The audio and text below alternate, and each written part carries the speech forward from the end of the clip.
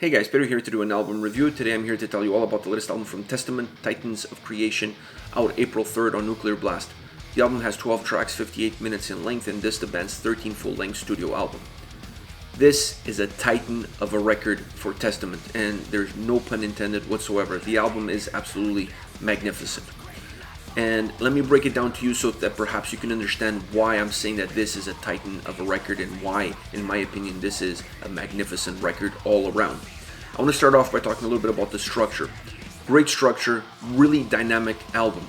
This is not an album that is a roller coaster ride with peaks and valleys, with one song being so aggressive and so intense and then the other one losing a little bit of steam and coming down a little bit. That's not the kind of record you have here. Having said that, it's also not a linear record where all the songs kind of sound the same and it's really hard to tell them apart and it makes the album very, very linear, very flat. That's not the case either. The album falls a little bit in between, perhaps taking a little bit of those two worlds or the best of those two worlds in order to combine it into this album. I felt that the album overall has a uniform feel, but it's still very diverse in its sound.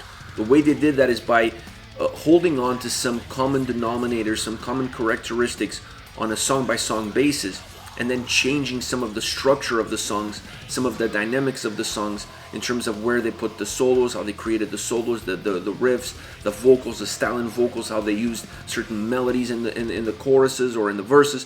They changed a few pieces on every single song in order to give each song its own life, its own DNA, its own fingerprint, if you will. But by keeping some common denominators in place on every single song, it allows the album still feel like one. So you have this sense that the album is one large living body, but every single song has its own personality.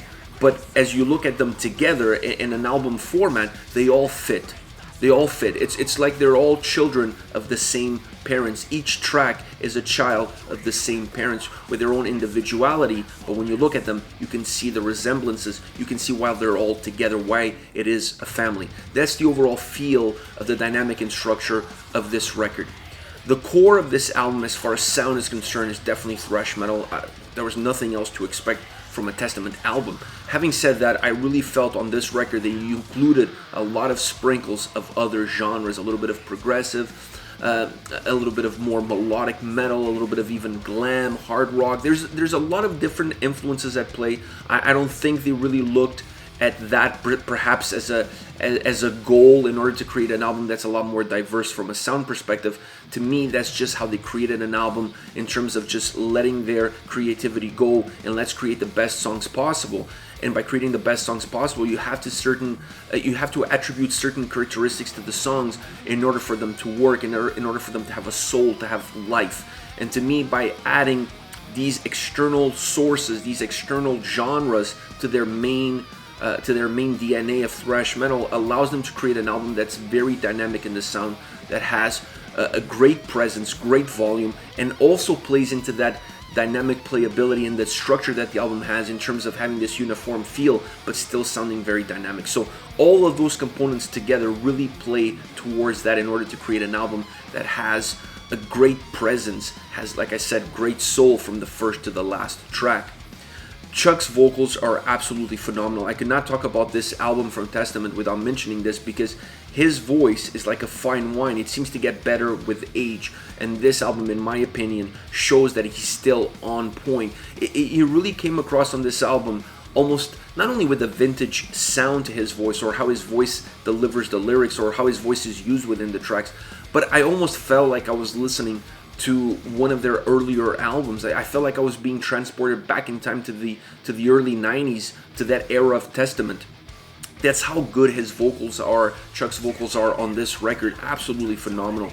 It's definitely one of the highlights of the album, how he can still deliver at this level, this kind of performance. Like I said, like a fine wine, only gets better with age. The guitars on the album are really interesting. I really like what they did from a guitar's perspective. I like how rich the guitar sound overall on this album is. I like what they did with the riffs. I like what they did with the melodies. But perhaps the thing that I really gravitated towards the most was the solos on the album. I was really impressed with the quality of the solos on this record. I was really impressed with how they placed them on the tracks, how they took sometimes a little bit of a piece of the melody of the verses or a little bit piece of the melody of the chorus, incorporated that into the solos, sometimes even having a little bit of that new wave of British heavy metal style to the way the solos were played on the record. Everything about the guitars was very interesting, very dynamic. They really created an album from a guitar perspective that has a lot of sound. It's really one of the driving forces behind the album. But when you start breaking down all the different elements surrounding the guitars, to me, the solos is really one that really stood out, really impressed me, because the quality was just absolutely unbelievable. For the lover of guitar playing, this album is a clinic on all perspectives. Either be melodies, riffs, or solos, is a clinic all around. But like I said, the solos are really impressive, really well played, really well executed, and then knowing exactly which style to go with on each song in order to give life to the songs, that to me is extremely important. The drums on the record have a very powerful sound, but very important, they never overtake the track. And what I mean by that is, there's not one single song on this record where you feel the drums are overshadowing everything else and kind of taking control, taking the reins, if you will, of the record, of the music, of the dynamics of the tracks. The drums are there, they're heavy, they're dynamic, they're strong, they're powerful, but they're just there as an added component to the overall volume, to the overall sound of the tracks. To me, if you look at the main driving forces of the record, you have to look at the vocals and the guitars. I would say guitars 1, vocals 2. The drums are there to just kind of hold it all together. They're like the nanny taking the children out for a stroll. They just kind of keep everything together. They just keep everything compact. I could not talk about this album without mentioning one other component, the bass. This album has incredible bass playing, and very dynamic and very noticeable. They didn't hide the bass on the record. They didn't throw it in the background. They didn't hide it underneath any other element. The bass plays a predominant role in this record. I really like it. I like the grooviness that it adds to the tracks. I like the heaviness that it adds to the tracks. But perhaps more important, I like the real darkness that it gives to some of the songs. So I like what they did with the bass. I like that they allowed it to be on the forefront. It's one of the main elements. There's almost not a single song on this record that you will listen to that the bass is not in the forefront, that you don't notice the bass on any given point of the track. You're going to notice a little bit of it on every single song. It's just absolutely not overused, but used at the right amount, in the right spots, at the right time. I really love how much bass you can actually hear on this record. I wish more bands took this approach, to be honest. Overall, this Testament album, in my opinion, is the best album they've released in the last 20 years, perhaps even beyond that, perhaps even 25 years. It's absolutely an incredible record from beginning to end. There's not one single skippable song. There's not one single song that you'd say that, wow, why did they throw this song in here? This album is perfect from beginning to end. If you're a fan of thrash metal, if you're a fan of Testament, if you're a fan of metal in general, this is an album you have to listen to. This is an album you have to digest. You have to really savor it. Just like Chuck's voice is a fine wine, the whole album is a magnificent, designed, and executed meal. You have to just really appreciate it, sit down, take your time, go through it. Don't rush it. What an incredible album. As we look at different songs, I picked 3 tracks that really go a little bit more into detail, that offer something different about this record, because I wanted to give you guys a little bit of an idea what to expect, because you are going to get songs that are very different while having some common denominators, like I mentioned that before. I want to start with Dream Deceiver. The verses have a more methodic approach on this track. The bass is very noticeable, as it is on almost every single track on this album, and I really like that approach. It really adds a little bit of darkness to this song. The chorus is a little bit more melodic, a little bit more catchy, and in my opinion, it really works well because it also has a little bit of heavier guitars surrounding it. The chorus vocally is really what attracted me to this song. I really like it. It has a little bit of the 80s hard rock, glam rock vibe. It's a song that really has 2 different dynamics. It has the dynamics of the verses and the dynamics of the chorus. The verses, like I said, being more methodic.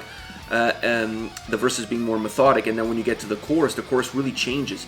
Not necessarily from a sound perspective, the guitars get a little bit heavier, but not necessarily just from that perspective. To me, the main thing was how the vocals came at you. The vocal style, the vocal approach in the chorus is really melodic, it's really catchy, it's really hooky. Like I said, it has that almost a glam rock vibe to it. I really like it. It was really different, but it really worked well for this specific song. I think it creates a great dynamic. It really divides the track, like I said, between verses and chorus, and it just works well. The solos are magnificent on this track. they go on for days. You feel like you just get completely lost in the melody of the solos. Absolutely beautiful. And I like the fact that they took a little bit of the melody of the chorus and incorporated at the end of the solos. It works really well. I really like that touch. It gives you a sense of comfort, because it gives you a sense that you're going back into a familiar territory as the song then starts to move in towards the closing part of the track. So I really like that. I really like that approach, and I really love the solos on this track.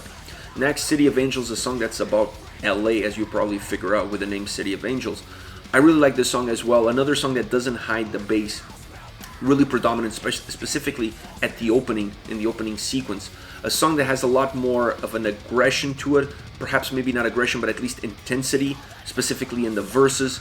Very dark and melodic as far as the vocals are concerned in the chorus. The vocals in the chorus have layers to it, almost feels like a choir, very different change. It really creates, that is the main change actually that you're going to find throughout the song when you look at the verses and the chorus of this track. But I really like it because it gave a sense of a live atmosphere, it gives a sense of a choir behind it, and it just gives a lot of life to that chorus. It really makes that chorus memorable and dark at the same time. I think that's important because the usage of those vocals in that style really gave a sense of darkness to that specific part of the song.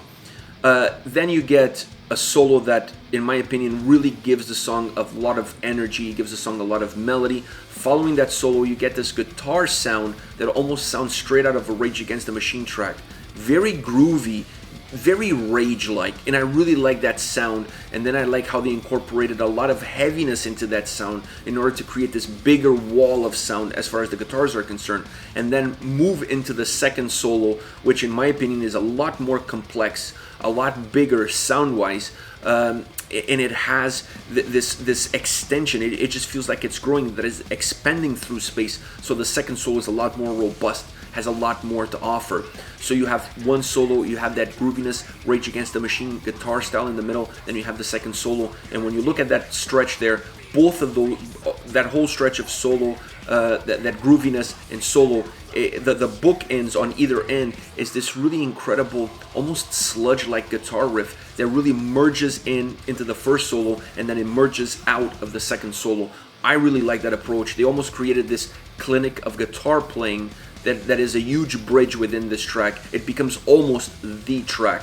I really like this. Very different. You're not going to find this approach on any other song on the album. The way the guitar is played, the way the guitar is executed on this track is very unique to this song. Last but not least, False Prophet. The reason I picked this song is because this is perhaps one of the most Testament traditional sounding songs. The two previous ones, Dream Deceiver and City of Angels, feel to me a little bit more experimental. Feels to me that they were going a little bit more, not necessarily outside of their comfort zone, but they were really going in a direction that is not as traditional to them as this song. False Prophet, in my opinion, is just more of a traditional Testament song. Fast tempo, blistering riffs, unmistakable vocals. That's what you're going to get from this song. It has that traditional sound, the traditional structure. It has all the hallmarks of a Testament track, even the solo, very incredible solo, very well put together with some twists and turns, not one of those continuous solos. There's some breaks into the solo, but even that is something that we've seen from Testament before. So I felt, to me, at least to me, it felt that this track had a lot more of the traditional components of Testament, and that's one of the reasons I pick it, because it just brought a sense of a throwback. This is almost a throwback track, a throwback Testament track. And I really like that. I like that approach. I like that sound. And it's nice when you have an album that has a little bit more of an experimental sound to it, at least within some tracks. It's nice to every now and then throughout the track to go back into some more familiar territories, something more straightforward, not as elaborate. And to me, False Prophet falls under that category. Alright guys, this is it. This is Testament with Titans of Creation, once again out April 3rd on Nuclear Blast. Let me know your thoughts on the band, on the singles, on the album. Use the comment section below. I'll be reading those and getting back to you. Take care, guys.